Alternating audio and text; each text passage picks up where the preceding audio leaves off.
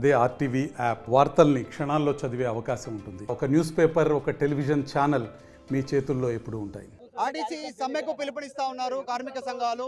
ఇక్కడ function hall నుంచి RTC bus Bhavan వరకు కవాతు నిర్వహిస్తూ ఉన్నటువంటి సిచ్యువేషన్. పెద్ద ఎత్తున ఆర్టీసీ కార్మికులు సంఘాల నాయకులు రీచ్ అయ్యారు. కవాతు నిర్వహిస్తూ వీరి డిమాండ్స్ చెప్పే ప్రయత్నం చేస్తూ ఉన్నారు. కానీ దీనికి సంబంధించినటువంటి వీళ్ళ డిమాండ్స్ ఏంటి, ప్రభుత్వం పరిగణలోకి తీసుకునే సిచ్యువేషన్ ఉందా? మాట్లాడుతూ హనుమంత్ ఉన్నారు. హనుమంత్ గారు, ఏంటి మీ డిమాండ్స్? మరి ప్రభుత్వం ఇంతవరకు మిమ్మల్ని చర్చలకు పిలవలేదు అధికారిగా, ఏం చేయబోతా ఉన్నారు?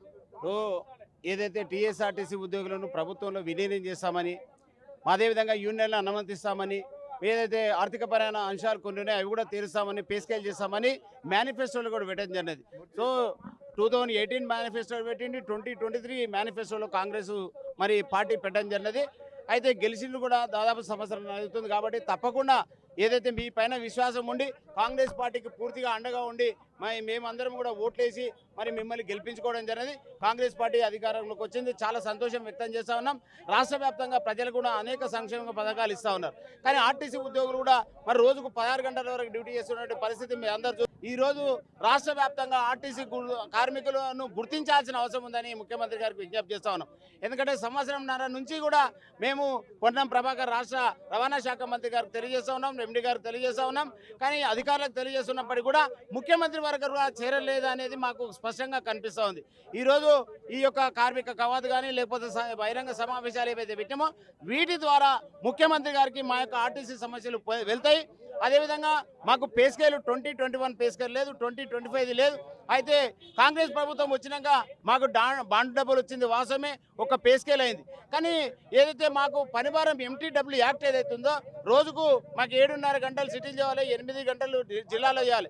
కానీ 16 గంటల వరకు వెట్టి చాకరీ చేస్తూ ఉన్నారు. ఏదైతే మేము డబుల్ ఓటీ చేస్తే దానికి డబుల్ వేతనం ఇవ్వాలి. అటువంటి పరిస్థితి లేదు. యూనియన్లను కావాలని అప్పుడు కేసీఆర్ తీసేస్తే మరి ముఖ్యమంత్రిగా మీరే చెప్పారు, ముఖ్యమంత్రి కాకముందు తప్పకుండా మీకు యూనియన్లు ఇస్తాం, ఇది బ్రిటిష్ ప్రభుత్వం కాదు, మరి మా యొక్క తెలంగాణ రాష్ట్రం మన రాష్ట్రం అని చెప్పినటువంటి ముఖ్యమంత్రి గారికి మేము విజ్ఞప్తి చేస్తూ ఉన్నాం. తప్పకుండా టీఎస్ఆర్టీసీ ఉద్యోగులను ప్రభుత్వంలో విలీనం చేసి మాకు యూనియన్లు ఇస్తే ఎవరైతే ఈరోజు బానిసత్వం ఎట్లా జరుగుతుందో అట్లా జరుగుతూ ఉన్నది. ఆర్టీసీలో అధికారులు వేధింపులు, చిన్నదానికి సస్పెండ్ చేస్తూ ఉన్నారు, రిమూవ్ చేస్తూ ఉన్నారు. ఏదైతే బ్రీత్ అనలైజర్ పేరుతోటి వందలాది మంది మరి రోడ్డు పాలయ్యారు.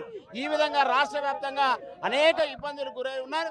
మరి ఈరోజు ప్రభుత్వంలో విలీనం అయితే ముఖ్యమంత్రి సూచన చేశారు. ముఖ్యమంత్రి మీకు ఒక మాట అన్నారు, చూడండి కష్టాల్లో ఉన్నాము, ఆలోచించండి ఆర్టీసీ కార్మికులు, గత పాలకులకు మా పాలకుల తేడా ఉంటుంది, చూడండి అనేటువంటి విజ్ఞప్తి ముఖ్యమంత్రి రేవంత్ రెడ్డి చేశారు. ఇప్పుడు ముఖ్యమంత్రి గారు కూడా మేము రిక్వెస్ట్ చేస్తా ఉన్నాం, మేమేమి మీ మీద మేము కొట్లాడట్లేదు. మా యొక్క ఏదైతే అన్యాయం జరుగుతుందో అన్యాయాన్ని మీరు గుర్తించి మా యొక్క సమస్యలు పరిష్కరించాలని సందర్భంగా మేము ముఖ్యమంత్రి గారికి విజ్ఞప్తి చేస్తాం. మీరు ప్రిస్టేజ్ తీసుకోవాల్సిన అవసరం లేదు. బీఆర్ఎస్ ఏదైతే ఉందో దాంట్లో దగాపడ్డం, మోసపోయినాం, ఆర్టీసీ ఉద్యోగులందరూ సర్వనాశనం అయిపోయారు. కాబట్టి మేము అనుకునే ప్రభుత్వం వచ్చింది కాబట్టి ముఖ్యమంత్రి గారు ప్రిస్టేజ్గా తీసుకోకుండా ఈ దాంట్లో ఎటువంటి రాజకీయం లేదు. తప్పకుండా ఈ యొక్క ముఖ్యమంత్రి గారు మా యొక్క సమస్యలు పరిష్కరిస్తానని ఆశాభావం వ్యక్తం చేస్తా ఉన్నాం. ఇంకా మేము ఎల్లుండి చేసేది ఉంది. మరి ఇప్పుడైనా ముఖ్యమంత్రి గారు చొరవ తీసుకొని చేయాల్సిన అవసరం ఉంది. అదేవిధంగా చర్చలు ఏదైతున్నాయో మరి మీరు అధికారికంగా చర్చలకు పిలిచి ఆహ్వానిస్తే మేము కూడా సమ్మె చేయడానికి మరి ఏం ముందుకోము. మా యొక్క సమస్యలు మీరు తీర్చాల్సిందిగా ఈ సందర్భంగా మరి ముఖ్యమంత్రి గారికి విజ్ఞప్తి. రవాణా శాఖ మంత్రి పొన్నం ప్రభాకర్ కూడా మేము చర్చిస్తాము, వస్తే మాట్లాడతాం, మీ సమస్యలు ఏందో మాకు చెప్పండి అనేటువంటిది మాట్లాడారు. మొన్న కూడా కరీంనగర్లో ఆయన వెళ్తున్న సందర్భంలో కొంతమంది కార్మికులతో మాట్లాడారు. పొన్నం ప్రభాకర్ గారికి మేము రిక్వెస్ట్ చేసాం, మేము అన్ని కూడా చెప్పడం జరిగినాయి. మీరు అధికారికంగా చర్చించండి, మా యొక్క సమస్యలు న్యాయమైన ఉన్నాయి, మీరు పరిష్కరించండి. మీరు ఏమని చెప్తున్నారు తప్పకుండా మేము పరిష్కరిస్తామని, కానీ అది కార్యాచరణ రావాల్సిన అవసరం ఉంది. ఈరోజు మీరు ఒక్కరోజు ప్రకటిస్తే రేపే అమలు అయ్యేటువంటి పరిస్థితి ఇప్పుడు తెలంగాణలో ఉంది.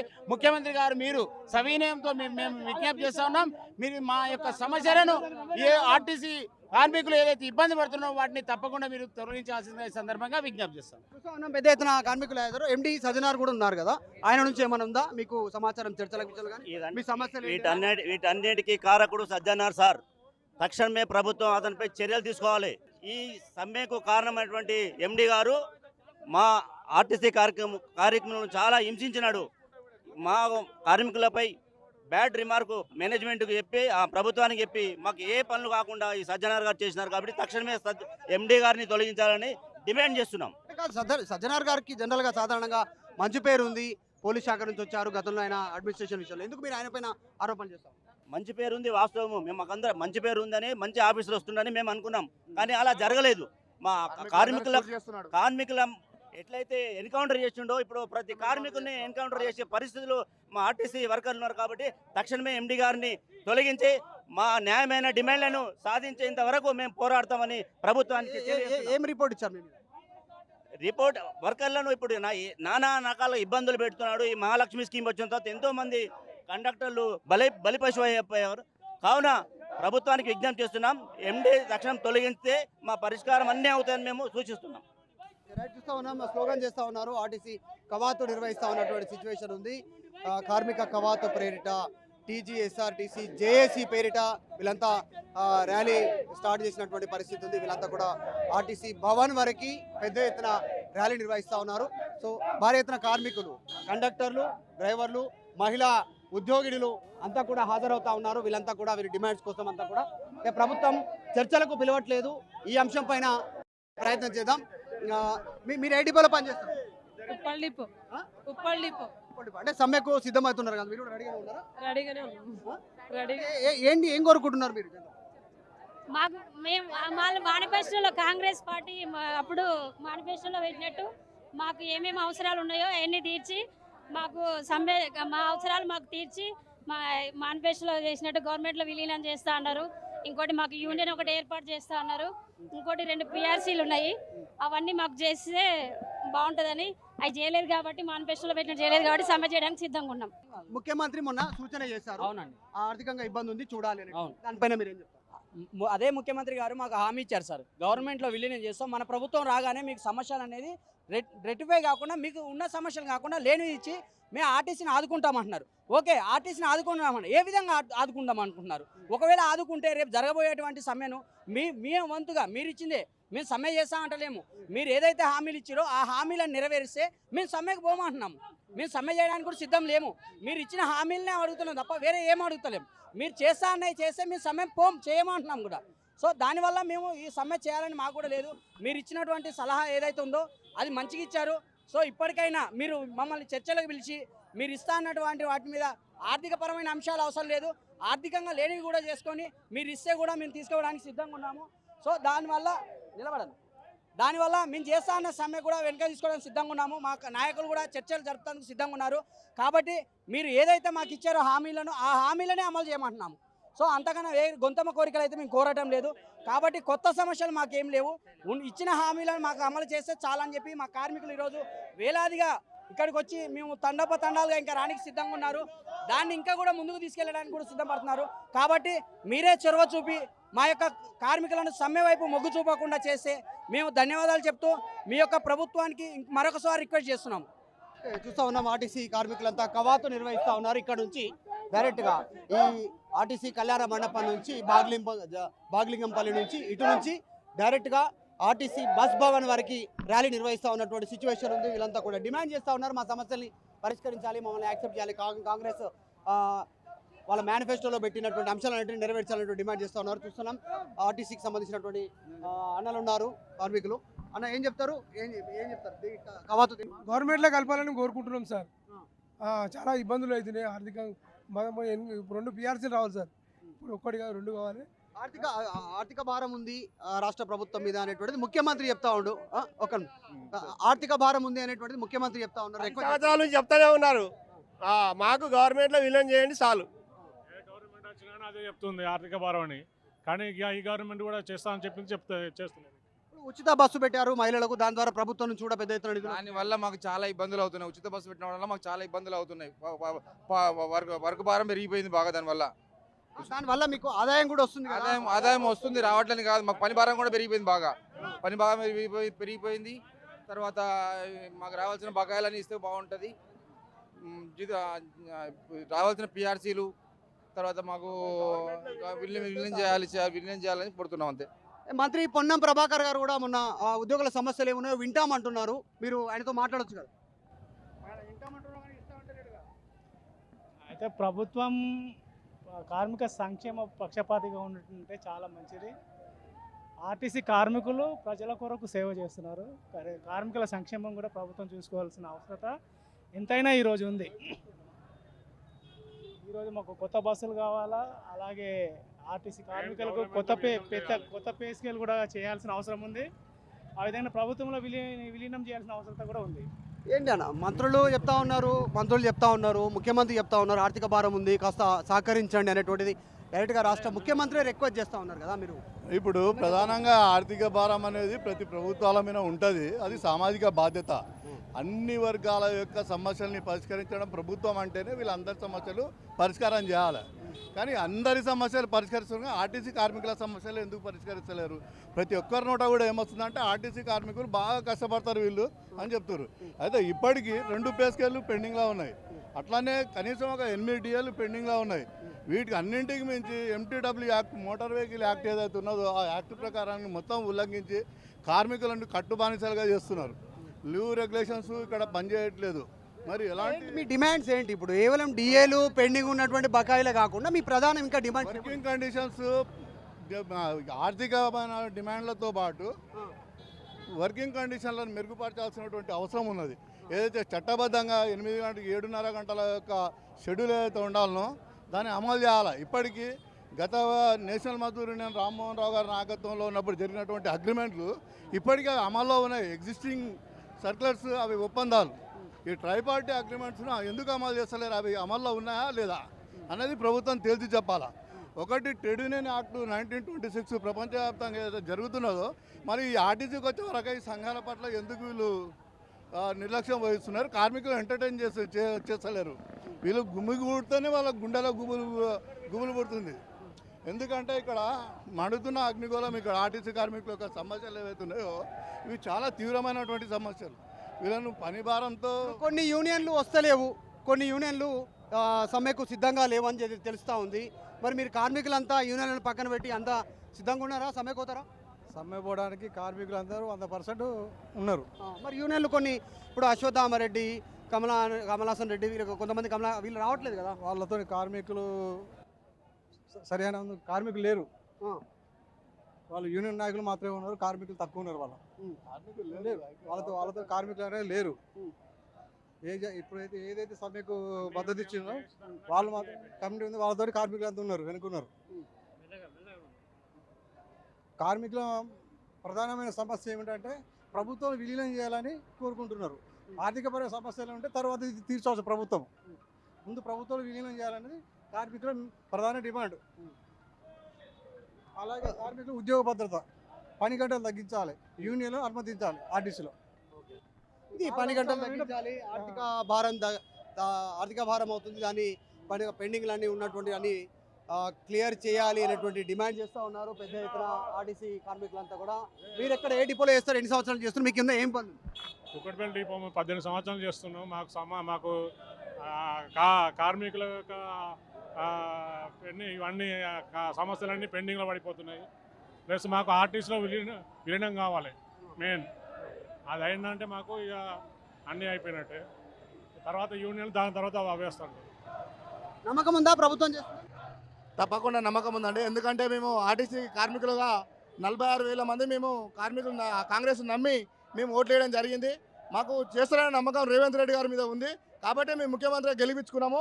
ఆ నమ్మకాన్ని వమ్ము చేయకుండా ఈ ఆర్టీసీకి సంబంధించినటువంటి 46,000 కుటుంబాలు ఏవైతే ఉన్నాయో అవన్నీ కేసీఆర్ మన రేవంత్ రెడ్డి గారిని నమ్ముకొని ఉండడం జరిగింది. కాబట్టి తప్పకుండా చేస్తారనే నమ్మకం ఉంది. కాకపోతే ఇక్కడ వచ్చిన ట్విస్ట్ ఏంటంటే ఎండి గారు అనే దొంగ మాటలు నమ్మడం వల్ల పూర్తిగా చెడ్డపేరు అనేది మన ముఖ్యమంత్రి గారు తెచ్చుకుంటున్నారు. ఇలాంటి జరగకుండా ఎండి గారి మాటలు వినకుండా ఇక్కడ ఏదైతే కార్మికులు గ్రౌండ్లో చేస్తున్నట్టు కార్మికులు, ఎందుకంటే మహాలక్ష్మి పథకాన్ని మా గవర్నమెంట్కు, మా కాంగ్రెస్ గవర్నమెంట్కు వరకు పేరు రావాలనే ఉద్దేశంతో మా భుజాల మీద వేసుకున్నామండి. ఎందుకంటే గవర్నమెంట్ వచ్చినప్పుడు 56,000 మంది ఆర్టీసీ కార్మికులు ఉండే, కానీ ఈరోజు మహాలక్ష్మి స్టాప్ మొదలుపెట్టిన తర్వాత కూడా 40,000 మంది ఉన్నారు. అంటే 16,000 మంది తగ్గిన కిలోమీటర్లు మాత్రం అదే తిప్పుకుంటూ ఒక్కటే రోజుల మన గవర్నమెంట్కి మంచి పేరు చేయడం జరిగింది. అలాంటి పేరు ఇచ్చినందుకు గాను మాకు ఈ వెంటనే కాంగ్రెస్ గవర్నమెంట్ తప్పకుండా మమ్మల్ని ఎందుకు ఆర్టీసీ ఎండీని టార్గెట్ చేస్తూ ఉన్నారు?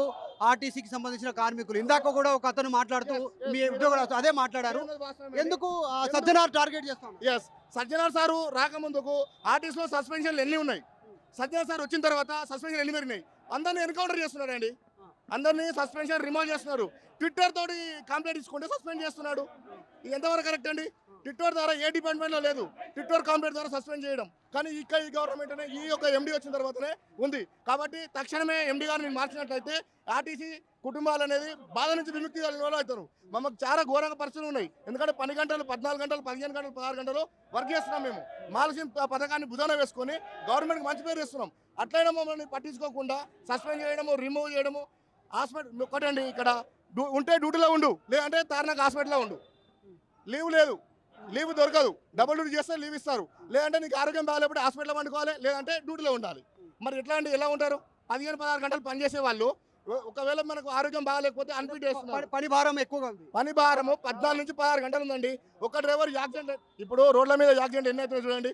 సజ్జనోడ్ సార్ వచ్చిన తర్వాత ఇప్పుడు ఆర్టీసీలో యాక్సిడెంట్లు పెరిగినాయా తగ్గినాయి? ఒక్కటి చూడండి మీరు, ఎన్ని యాక్సిడెంట్లు పెరిగినాయి?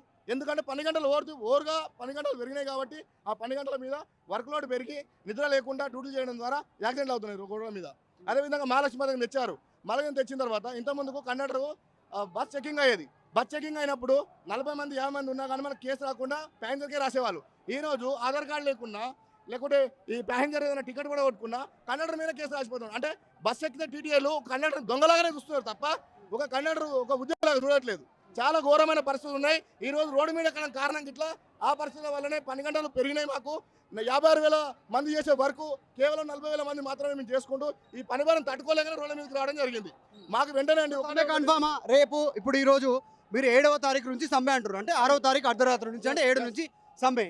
ఇప్పుడు ప్రభుత్వం రేపు చర్చలకు పిలిస్తే ఓకే మీరు యాక్సెప్ట్ చేస్తాం, పరిశీలిస్తాం అంటే ఓకేనా? మాకు ఇక్కడ ఏంటండి, మా గవర్నమెంట్, మా కాంగ్రెస్ గవర్నమెంట్ మేము గెలిపించుకున్న ముఖ్యమంత్రి మమ్మల్ని రోడ్డు మీద వీధి పాలు చేస్తామని అనుకోవట్లేదు. మేము మాకు విధి లేని పరిస్థితుల్లో రోడ్డు మీదకి రావడం జరిగింది. ముఖ్యమంత్రి కూడా మంచిగానే రిక్వెస్ట్ చేస్తున్నాడు కదా, మీరు మా మాట వినండి, ఒక్కసారి నాకు కొంచెం టైం ఇవ్వండి అంటున్నారు కదా ముఖ్యమంత్రి, బాగానే మాట్లాడుతున్నారు. మాకు అధిక పని గంటలు, అధిక ఒత్తిడి ఇవి తట్టుకోలేకనే వచ్చామండి. మీకు ముఖ్యమంత్రితోటి మంత్రితోటి ఇబ్బంది లేదు? మాకు మంత్రితో ఇబ్బంది లేదు. మరి ఎవరితో ఇబ్బంది? మా అధికారుల వల్ల. ఎవరు అధికారులు? అధికారులు ఎవరు ఉంటారు సార్? డిఎం నుంచి ఎండి దాకా ఉన్నారు. అధికారులు అంటే ఎవరు ఉంటారు? TA2 నుంచి ఎండి వరకు అధికారులే. ఎండి అంటే సజ్జనర్ వరకు అధికారులే ఉన్నారు. కాబట్టి తక్షణమే ఈ పని గంటలు అనేది ఫ్రెండ్లీ నేచర్ లేదండి. ఒక ఉద్యోగి ఇంకో ఉద్యోగికి ఇచ్చే ఫ్రెండ్లీ నేచర్ లేదు ఇక్కడ. ఏమైనా బానిస అంటే నువ్వు ఇప్పుడు ఎగ్జాంపుల్ మనం గుడికి వెళ్ళేటప్పుడు చెప్పులు ఇచ్చిపోతామా? ఆ పరిస్థితి ఉంది. ఇప్పుడు పోలేం కానీ అలాంటి పరిస్థితి ఉంది. ఏమో డిఎం అంటే భయం, ఎండి అంటే భయం, ఆర్ఎం అంటే భయం. ఒక భయంతో బతున్నాం తప్ప ఫ్రెండ్లీ నేచర్ అనేది లేదు ఆర్టీసీలో. కాబట్టి ఈ తక్షణమే ఇలాంటి మానుకొని మాకు ఫ్రెండ్లీ నేచర్ కల్పిస్తారని ముఖ్యమంత్రి గారిని సమన్వయం కోరుకుంటున్నాము. మాకు కావాల్సింది ఒకటే సార్, ఉచిత బస్సు మీద ఏంటి మీ అభిప్రాయం? ఉచిత బస్సు గుడ్, చాలా బాగుంది. మంచి పబ్లిక్ సర్వీస్ చేయడానికే ఉన్నాం. కాబట్టి దాని తగ్గట్టిన వసతులు మాకు కల్పించాలి కదా. ఇప్పుడు 56,000 మంది పని చేయాల్సింది 40,000 మంది చేస్తున్నాం. ఆ పని ఒత్తిడి పెరుగుతున్నది. కాబట్టి వెంటనే రిక్రూట్ చేయండి, ఆ పని గంటలు తగ్గించండి. ఇప్పుడు MTW యాక్ట్ అనేది పని గంటలు ఉన్నది కదా, ఆ పని గంటలు తగ్గించండి. సంతోషంగా గవర్నమెంట్కి మంచి పేరు తీసుకొస్తాం. భుజాన వేసుకొని ఒకటే రోజులో మేము ఇంప్లిమెంట్ చేసినామండి. గవర్నమెంట్ ఒక్కటే రోజులలో ఇంప్లిమెంట్ చేసినాం. అలాంటి సత్తా ఉంది మా దగ్గర, ఎందుకంటే పనిచేసే టెక్నాలజీ ఉంది మా దగ్గర. కాబట్టి గవర్నమెంట్ మేము దూషించట్లేదు. మాకున్న ఒత్తిడికి, మాకున్న పని గంటలకు ఒత్తిడికి రోడ్డు మీదకి రావడం జరిగింది తప్ప ఈ సమ్మె కావాల్సి చేసేది కాదు. కాబట్టి మాకు గవర్నమెంట్ మీద నమ్మకం ఉంది, రేవంత్ రెడ్డి గారి మీద నమ్మకం ఉందండి. అప్పుడు 50 రోజుల సమ్మె చేసినప్పుడు రేవంత్ రెడ్డి గారు మా కోసం కొట్లాడండి, రోడ్డు మీదకి వచ్చి జైల్లో వేసారు సార్ గారిని. కాబట్టి మాకు నమ్మకం ఉంది చేస్తారని. కాబట్టి మాకు కావాల్సింది ఏంటంటే ఆర్థికపరమైన అంశాలు లేవండి. యూనియన్లు ఇవ్వడం ఆర్థికపరమైన అంశం అది కాదు కదా. యూనియన్లు ఇవ్వడం ఆర్థికపరమైన అంశం కాదు, ఉద్యోగ భద్రత ఇవ్వడం ఆర్థికపరమైన అంశం కాదు. ఇవెందుకు చేయట్లేరు మీరు? ఎందుకు కపట ప్రేమ చూపిస్తారు మా మీద? కాబట్టి వెంటనే ఎండి గారు గిట్లా చొరవ తీసుకొని గవర్నమెంట్కి తప్పులు లెక్క లేకుండా సమయ న్యాయం జరగాలని కోరుకుంటున్నాం సార్. చూస్తా ఉన్నాము ఆర్టీసీ భవన్ వరకు వచ్చారు. దాదాపు కార్మికులంతా అక్కడికి రీచ్ అయ్యారు. పెద్ద ఎత్తున ర్యాలీ రూపంలో వస్తా ఉన్నారు. వీళ్ళంతా కూడా డిమాండ్ చేస్తా ఉన్నారు. సమ్మెకు సిద్ధం, హమే గై, హమే గై, హమే గై, వర్ధిల్లాలి, వర్ధిల్లాలి. సమ్మెకు సిద్ధం అంటూ పిలుపునిస్తా ఉన్నారు, స్లోగన్స్ ఇస్తా ఉన్నారు. ఆర్టీసీ కార్మికులంతా కూడా ఆర్టీసీ భవన్కి చేరుకున్నారు. ఆర్టీసీ భవన్ లోపలికి వెళ్తా ఉన్నారు. పోలీసులు కూడా ఇక భారీగా చేరుకున్నారు. భారీ ఎత్తున పోలీసు బలగాలు మోహరించాయి. ఆర్టీసీ సంబంధించినటువంటి సమ్మె విషయంలో ఆర్టీసీ భవన్ వరకు వీళ్ళంతా కూడా ఆర్టీసీ బస్ భవన్ వరకు ర్యాలీగా ఇక్కడికి రావడంతో కాస్త ఉద్రిక్త పరిస్థితి ఉంది ఇక్కడ. అందరూ లోపలికి వెళ్తా ఉన్నారు. మరి ఎండిని కలిసి వినతిపత్రం ఇస్తారా ఏంటి అనేటువంటిది చూడాలి. లోపలికి వెళ్తా ఉన్నటువంటి విజువల్స్ ఒకసారి చూడొచ్చు. ఆర్టీసీ బస్ భవన్ వద్ద ఉన్నటువంటి పరిస్థితి, కార్మికులంతా కూడా ఇక్కడికి రీచ్ అవుతున్నటువంటి పరిస్థితి కనిపిస్తూ ఉంది. ఒకసారి విజువల్స్లో చూడొచ్చు. ఆర్టీసీ కార్మికులంతా కూడా సిద్ధం సిద్ధం సమ్మెకు సిద్ధం అంటూ बस का भैया बस का भैया बस का भैया बस नहीं चलेगा नहीं चलेगा नहीं चलेगा नहीं चलेगा नहीं चलेगा नहीं चलेगा बस के भैया नहीं चलेगा नहीं चलेगा नहीं चलेगा बस के भैया नहीं चलेगा नहीं चलेगा नहीं चलेगा बस के भैया नहीं चलेगा మా సమస్యలు తీరే వరకు పోరాడమ్మా మా సమస్యలు తీరే వరకు పోరాడదాం పోరాడదాం మా సమస్యలు తీరే వరకు పోరాడదాం పోరాడదాం మా సమస్యలు తీరే వరకు పోరాడతాం పోరాడతాం. ఆర్టీసీని ప్రభుత్వంలో వెంటనే విలీనం చేయాలి విలీనం చేయాలి. ఆర్టీసీని ప్రభుత్వంలో వెంటనే విలీనం చేయాలి ఆర్టీసీని ప్రభుత్వంలో వెంటనే విలీనం చేయాలి ఇచ్చిన సమస్య హామీలను వెంటనే అమలు చేయాలి ఇచ్చిన సమస్యలను హామీలను వెంటనే అమలు చేయాలి ఇచ్చిన ఆర్టీసీ కార్మికులంతా కూడా సమ్మె చేస్తూ సమ్మెకు సిద్ధం అంటూ కూడా స్లోగన్స్ ఇస్తూ బస్ భవన్ వరకు కవాతు నిర్వహిస్తూ ఉన్నారు. కొంతమంది ఆర్టీసీ కార్మికులు ఉన్నారు, మాట్లాడదాం. ఏ డిపోలో పనిచేస్తారు, ఏం పేరు మీ పేరు? నా పేరు శ్రీను, కండక్టర్ మాట్లాడుతున్నాను. నాడు సకల జనుల సమ్మె దిమ్మ తిరిగిస్తేమి బంధు రాస్తారోక ముందుండి నడిపితేమి ఆంధ్ర పాలకుల కండ్లు తెరిపిస్తేమి ఆంధ్ర పాలకుల కండ్లు తెరిపిస్తేమి వచ్చిన తెలంగాణ ఇచ్చిందేమీ లేదు హామీలు ఇచ్చుడు తప్ప అమలు చేసుడు లేదు. ఏ మంత్రిని అడిగిన త్వరలోనే అంటాడు ఏ మంత్రిని అడిగిన త్వరలోనే అంటాడు. మేఘా పాలాయరో నా ఆర్టీసీ దగాకోరుల పాలనలో నా ఆర్టీసీ మేఘా పాలాయరో నా ఆర్టీసీ దగాకోరుల పాలనలో నా ఆర్టీసీ. అక్కడ మోదీకి అదాని అంబానీ మీద ఉన్న ప్రేమ, ఇక్కడ గత పాలకునికి మెగా కృష్ణారెడ్డి మీద ఉన్న ప్రేమతో మా ఆర్టీసీ నిర్వీర్యం అయిపోయింది. జెడ్ అనే అక్షరం మాయమైపోయింది. మాకు వచ్చే బస్సులన్నీ వీలయ్యే వస్తున్నాయి. ఆర్టీసీకి పురోగతి లేకుండా చేస్తున్నందుకు మేము తీవ్రంగా కలత చెంది ఈరోజు ఉద్యమం ప్రారంభించినాము. మాకు 2024 ఫిబ్రవరిలో మీరు చెప్పారు 4 రోజులు కారం పొడి వేసుకొని తినోర్రి, కొత్తగా వచ్చిన ఇప్పుడే పగ్గాలు చేపట్టిన నాకు ఆర్థిక పరిస్థితి ఎట్లుందో అర్థమైతలేదు. 4 రోజులు ఆగితే మీకు అనుకునే అన్ని అమలు చేస్తా అని చెప్పి ట్యాంక్ బండ్ తీసుకెళ్ళి మమ్మల్ని మీటింగ్ పెట్టి చెప్పారు. మేము ఆగినాం. 24 ఫిబ్రవరిలో ఇచ్చిర్రు, ఇప్పుడు 25 మేలో అడుగుతున్నాం. ఆ రోజు ఇచ్చిన హామీ ఏమైంది? ఈ రోజు వరకు మీరు అమలు చేయట్లేదు. మీరు అమలు చేయండి. ప్రభుత్వంలో విలీనం చేస్తే ఆర్థిక ఇబ్బందులు వస్తున్నాయని చెప్పి మీరు మళ్ళీ ఈ మధ్య ఒక వార్త వినిపించారు. మేము సహకరించడానికి ఎల్లవెల్లా మీకు సిద్ధమే. కానీ మీరు మమ్మల్ని విలీనం చేసుకోవడం వల్ల 100 కోట్లు 1000 కోట్లు మీ రాష్ట్ర ఖజానా మీద భారం పడదు. నెలకు కేవలం 60 నుంచి 70 కోట్ల మాత్రమే పడుతుంది. మిగతా ఆదాయం అంతా మేము సమకూర్చుకోవడానికి సిద్ధంగా ఉన్నాం. ఎల్బీ నగర్లో ఉన్న ప్రైవేట్ కార్లను ఆపేయండి, ఆరంగర్లో ఉన్న ప్రైవేట్ వాహనాలదారులను ఆపేయండి. మియాపూర్ నుంచి దిల్సుఖ్ నగర్ వరకు ప్రైవేట్ మీకు ఆర్థికంగా కానీ అన్ని రకాలుగా ఉద్యోగ భద్రత పెంచమని చెప్పడం అడగవచ్చు, కానీ ప్రైవేట్ వాహనాలు ఆపేయాలని చెప్పడంలో కరెక్ట్ కాదు కదా. వాళ్ళు కూడా బతకాలి కదా. ఎంబీ యాక్ట్ 200 అని ఉంటుంది. ఆ యాక్ట్లో ఏముంటుంది అంటే బస్ స్టాండ్కి 200 మీటర్ల వరకు ప్రైవేట్ వాహనదారులను ఆపకుండా ఉండాలని చెప్పేసి ఆ యాక్ట్ సూచిస్తుంది. దాన్ని అమలు చేయరు. వాళ్ళు ఏం చేస్తారు అంటే మా బస్సుకే ప్రయాణికుడు బ్యాగు తీసుకొని ఆ బస్సులో 400 అయితే మాకు 350 ఇవ్వండి, ఆ బస్సు ఇంకా 2 చోట్ల ఆగుతుంది, ఇది మేము డైరెక్ట్ బైపాస్లో నుంచి డైరెక్ట్గా తీసుకెళ్తామని చెప్పి మా ప్రయాణికులు తీసుకెళ్ళి మా ఆదాయానికి గండి కొడుతురు. వాళ్ళు ఎట్లా బతకాలంటే వాళ్ళు కూడా కారు ముందుగా ఏర్పాటు చేసుకునే ఉంటారు వాళ్ళు. కాకపోతే రిటర్న్లో వెళ్ళేటప్పుడు ఆ దారిలో పనుందని వెళ్ళేటప్పుడు మా ప్రయాణికులను వాళ్ళు తీసుకెళ్ళిపోవడం వల్ల రోజుకు మేము 20 నుంచి 25 లక్షల ఆదాయాన్ని కోల్పోవడం జరుగుతుంది. మీరు తక్కువ చేస్తే మీ బస్సులో ఎక్కుతారు కదా, బస్సు రేట్లు ఛార్జీలు పెంచుతారు. ప్రైవేట్ వెహికల్స్ తక్కువ తీస్తున్నప్పుడు దాంట్లోనే ఎక్కుతారు కదా. ప్రభుత్వము మాకు కామన్ మ్యాన్కి ఎలా డీజిల్ సప్లై చేస్తుందో మేము లక్షల లీటర్లు డీజిల్ వాడినా కూడా ప్రభుత్వం మాకు అదే రేటుకి సరఫరా చేస్తుంది. ఎక్కడ ఒక్క పైసా తగ్గట్లేదు. ఆ రాయితీలు తగ్గించినా కూడా మీకు ఇంకింత భారం తగ్గుతుంది. ఆ రాయితీల వల్లనే కారులో 5 పడతారు డ్రైవర్ తోటి, బస్సులో 50 మంది పడతారు. అలాంటప్పుడు మీ దగ్గర తక్కువ ఉండాలి కదా, ప్రచారం అన్నప్పుడు చాలా తక్కువ ఉండాలి కదా. కార్లు ఒక కారులో 5 మంది పోతారు. 2500 కార్లు ఇంటూ 5 ఎంతమంది వెళ్తారు? అలా వేల సంఖ్యలో ప్రయాణికులు అటువైపు వెళ్ళడం వల్ల మేము అంతర్రాష్ట్రంగా నడిపే బస్సులలో ప్రయాణికులు ఎక్కువగా ఎక్కలేకపోతున్నారు. ఎందుకంటే వాళ్ళు మా ఛార్జీ కనుక్కొని దానికంటే 50 రూపాయలు తక్కువ తీసుకొని వెళ్తున్నారు. కార్మికులకు ముఖ్యంగా కండక్టర్లకు డ్రైవర్లకు ఉన్నటువంటి సమస్య ఏంటి? మీరు ఏం డిమాండ్ తెరపైకి తెస్తున్నారు? సమ్మె అంటారు, నిజంగా సమ్మెకి వెళ్తారా? ప్రభుత్వం పిలుస్తుంది కావచ్చు, ఇంకొక రోజు టైం ఉంది, 24 గంటల టైం ఉంది కదా. ఏ క్షణాన పిలిచినా కూడా మేము చర్చలకు సిద్ధం. మా జేఏసీ నాయకులు ఎవరి ఒత్తులతోని ఏ పార్టీ ఉసిగెళ్తేనో మేము రావట్లేదు. కార్మికుల ఒత్తిడికి తట్టుకోలేక మా నాయకులు సమ్మెకు ముందడుగేశారు. మేము మా కార్మికులను ముందుంచింది మేమే. దానికి కర్మ కర్త క్రియ అన్ని కార్మికులదే బాధ్యత. సమ్మెకి వెళ్ళకపోవడానికి సీఎం గారి చేతుల్లోనే ఉంది. పెద్దగా సీఎం రేవంత్ రెడ్డి ఒక మాట అంటున్నారు, ఆర్థిక పరిస్థితి బాగాలేదు, ఆలోచించండి, ఇప్పుడే వచ్చాము, కుదురుకుంటున్నాము, మీకు అన్నీ తెలుసు, ఆలోచించండి అంటూ ముఖ్యమంత్రి రిక్వెస్ట్ చేస్తున్నారు కదా. ఆర్థిక భారం పడని అంశాలు మా దగ్గర 95% ఉన్నాయి. అవి అన్నా ఎందుకు అమలు చేయట్లేదు? మీరు వచ్చి 18 నెలలైంది అధికారంలో. యూనియన్ ఎలక్షన్స్ ఎందుకు పెట్టట్లేదు? డిపోలో పాత బ్రీత్ అనలైజర్లతోని మా డ్రైవర్లు ఉద్యోగాలు పోతున్నాయి. మీరు టెస్టులు చేయండి, కానీ కొత్త బ్రీత్ అనలైజర్ పెట్టి టెస్టులు చేయండి అంటే వినట్లేదు. టెస్టులు ఎందుకు చేస్తా ఉన్నారు? రీజన్ ఎక్కడ చేస్తున్నారు, ఎప్పుడు చేస్తున్నారు? డ్యూటీకి వచ్చిన ప్రతి డ్రైవర్కి స్టీరింగ్ ఎక్కే ముందే బ్రీత్ అనలైజర్ టెస్ట్ చేస్తారు. ఆ టెస్ట్ చేసే యంత్రము గాంధీ కాలంలో, నెహ్రూ కాలంలో కొనుక్కొచ్చిన యంత్రం అది. ఇప్పుడు రేవంత్ రెడ్డి సర్కార్లో కొన్నది కాదు, గత సీఎం ఉన్నప్పుడు కొన్న పనిముట్టు కాదు. అందువల్ల పాత మిషన్లో ఎగుడు దిగుడులు చాలా ఉన్నాయి. అవి వద్దు మాకు. వాటి వల్ల తాగనోళ్ళు కూడా ఉద్యోగం కోల్పోతున్నారు. ఇంకొకటి, అయ్యప్ప మాలేసినా భవానీ మాలేసినా కూడా మాకు బ్రీత్ అనలైజర్ టెస్టులు చేస్తారు. అది ఎంతవరకు సమంజసం? మమ్మల్ని అవమానపరచడమే కదా, కరెక్ట్ కాదు కదా. అది ట్వీట్ చేస్తే ఉద్యోగం పోతుంది. ఎవరు ట్వీట్ చేస్తే ఎవరిదైనా పోయినా ఉద్యోగాలు అట్లా ఉందా పరిస్థితి? డిపోలో 7 నెలల గర్భిణి బస్సు ఎక్కింది.